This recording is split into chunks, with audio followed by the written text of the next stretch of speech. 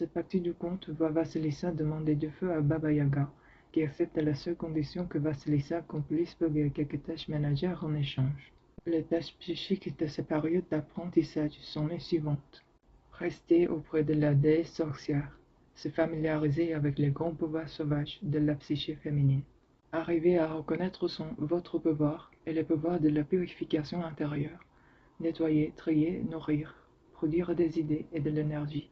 Laver les vêtements de la yaga, lui faire la cuisine, nettoyer la maison et trier les éléments. L'âme sauvage se nourrit donc continuellement de nouvelles choses, entièrement originales, de nouveaux engagements, de nouvelles orientations artistiques, du travail qui est en train de mijoter. De même nourrit-il la vieille mère sauvage et lui fournit-il sa subsistance dans notre psyché. Sans feu, nos grandes idées, nos pensées originales, nos désirs, nos élans ne quittent pas, et tout le monde reste sur sa faim.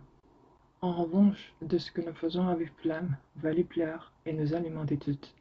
Toutes ces notions de tenue de foyer, cuisine, lessive, balayage, font référence, lorsqu'il est question de développement des femmes, à quelque chose qui dépasse l'ordinaire. Ces métaphores offrent toutes des sujets de réflexion, des façons d'évaluer, d'alimenter, de nourrir, ranger, nettoyer, mettre en ordre la vie de l'âme.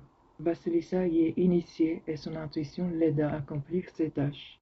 La nature intuitive a la capacité d'évaluer au premier regard, de nettoyer les débris qui encombrent une idée, de mettre un nom sur l'essence même de la chose, d'allumer sous elle le feu de la vitalité, d'accommoder des idées, de préparer le repas de la psyché.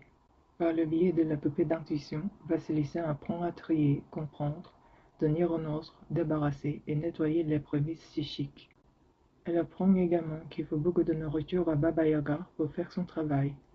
Ce n'est pas le genre à se satisfaire d'une feuille de laitue et d'une tasse de café. Pour se rapprocher d'elle, il faut prendre conscience qu'elle a de l'appétit pour certaines choses. Il faut beaucoup cuisiner pour établir un lien avec le féminin ancien. À travers ces tâches domestiques, Baba Yaga délivre son enseignement et Vasilisa apprend. Elle apprend à ne pas reculer devant l'énorme, le puissant, le cyclique, l'imprévisible et l'inattendu, devant l'échelle immense qui est celle de la nature, devant le curieux, l'étrange, l'inhabituel.